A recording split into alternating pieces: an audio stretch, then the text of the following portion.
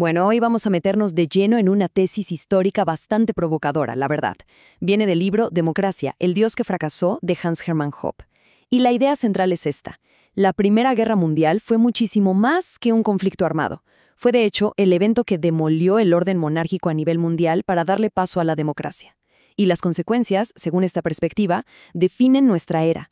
Así que vamos a desentrañar cómo es que la victoria de la democracia pudo ser en realidad el inicio de un declive. Para entender la magnitud de este terremoto político hay que ver el mapa. Miren, en 1914 las monarquías eran la norma, lo absoluto en Europa. Pero apenas 4 años después, que en términos históricos es un parpadeo, los grandes imperios se habían venido abajo. Dinastías de siglos como los Romanov en Rusia, los Hohenzollern en Alemania y los Habsburgo en Austria-Hungría, barridas del mapa. Y con eso se dio paso a una era completamente nueva, la del republicanismo democrático. Entonces, ¿cómo pasó esto? Según la fuente, la Primera Guerra Mundial no fue un conflicto de los de siempre, por un pedazo de tierra más o menos. No. Evolucionó hasta convertirse en algo mucho más profundo, un verdadero choque de ideologías. Y este choque ideológico queda de alguna manera personificado en 2 figuras clave. Por un lado, tenemos al Imperio Austriaco del emperador Francisco José, una monarquía tradicional que de hecho inició la guerra. Y por el otro, a los Estados Unidos del presidente Woodrow Wilson, una república democrática que la terminó. El resultado del conflicto selló el destino de ambos sistemas. Uno fue desmantelado por completo y el otro se convirtió en la potencia mundial ascendente. El punto de inflexión, de acuerdo a este análisis, fue la entrada de Estados Unidos en la guerra, allá por 1917. Con el presidente Wilson a la cabeza, el conflicto se transformó en una misión ideológica.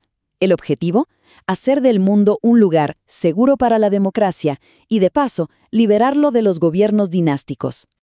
Ahora, lo que es verdaderamente interesante aquí es el enfoque particular en contra de Austria.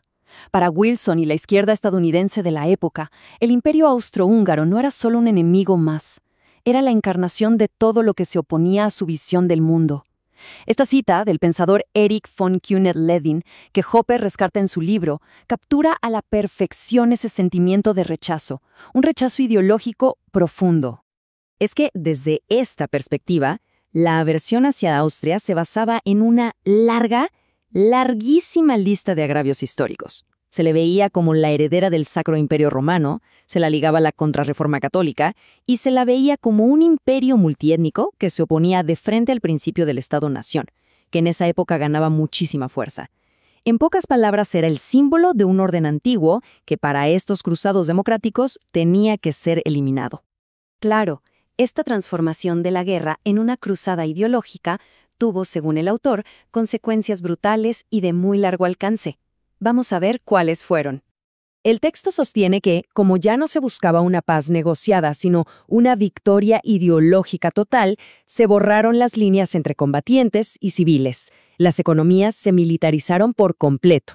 El objetivo ya no era un acuerdo, era la rendición incondicional, la humillación del enemigo. Y esto llevó directamente al desmembramiento completo de Austria-Hungría y a la creación de estados como Checoslovaquia y Yugoslavia, que el autor llega a calificar de artificiales.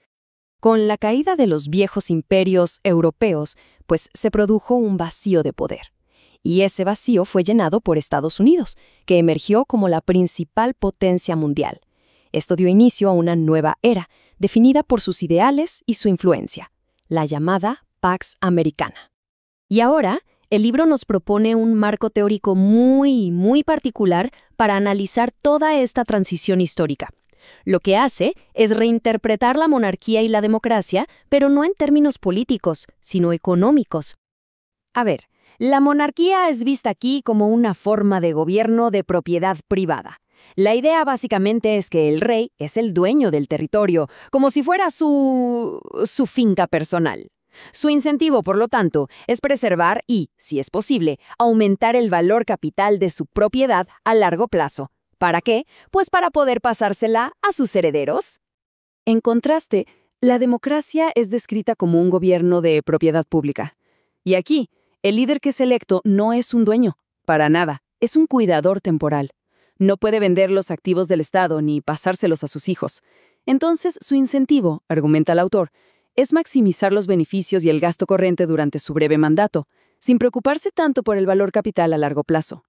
Y esta tabla resume la diferencia fundamental, siempre según esta teoría. El monarca, como propietario, tiene una perspectiva a largo plazo y busca preservar el capital. El líder democrático, en cambio, como cuidador temporal, tiene una perspectiva a corto plazo y una tendencia a consumir el capital que ya existe. Así que el punto crucial aquí es que los incentivos de cada sistema producen resultados económicos y sociales muy, muy diferentes. Basándose en este análisis de incentivos, el autor llega a una conclusión, sumamente controversial, que el paso histórico de la monarquía a la democracia, lejos de ser un progreso, representa en realidad un declive civilizatorio. Para reforzar su argumento, el texto nos invita a un ejercicio de historia contrafactual. Básicamente, nos pregunta, ¿qué habría pasado si Estados Unidos se hubiera mantenido al margen de la Primera Guerra Mundial? La fuente plantea dos escenarios posibles. El real, donde la intervención estadounidense lleva a una paz impuesta, a la caída de las monarquías y, como reacción a la amenaza comunista, al surgimiento del fascismo y el nazismo. Y luego está el alternativo, donde la neutralidad de Estados Unidos habría permitido una paz negociada. En esta versión, las monarquías habrían sobrevivido, lo que habría impedido el ascenso de los bolcheviques y, en consecuencia, de las ideologías extremistas que nos llevaron a la Segunda Guerra Mundial. Pero el argumento no termina aquí, ni mucho menos. La parte final de la tesis va un paso más allá y cuestiona la premisa misma de todo este debate. Y esto es crucial aclararlo. A pesar de la comparación favorable, el autor no está abogando por un regreso a la monarquía. La considera simplemente un mal menor en comparación con la democracia. Esta cita resume perfectamente el giro final del argumento. La cosa va así. Si a la fuerza tenemos que elegir una forma de Estado, pues la monarquía tiene ciertas ventajas. Pero, y aquí viene lo importante, la pregunta de fondo que se plantea es, ¿realmente necesitamos un Estado? ¿Necesitamos un Estado en primer lugar? La alternativa que se propone es lo que el autor llama un orden natural. ¿Y qué es esto? Pues se trata de un sistema social sin Estado, donde la propiedad es enteramente privada y todos los servicios, incluyendo la justicia, la policía y la defensa, son provistos por empresas en libre competencia y se financiarían voluntariamente por los consumidores, sin ningún monopolio coercitivo y, por supuesto, sin impuestos. Y así cerramos este análisis. La tesis nos deja con una pregunta final, una que va directo al corazón del debate político moderno. ¿Es la propia naturaleza del Estado, de cualquier Estado, con su monopolio sobre la violencia y la capacidad de imponer impuestos, algo fundamentalmente defectuoso e injusto? Una idea para reflexionar.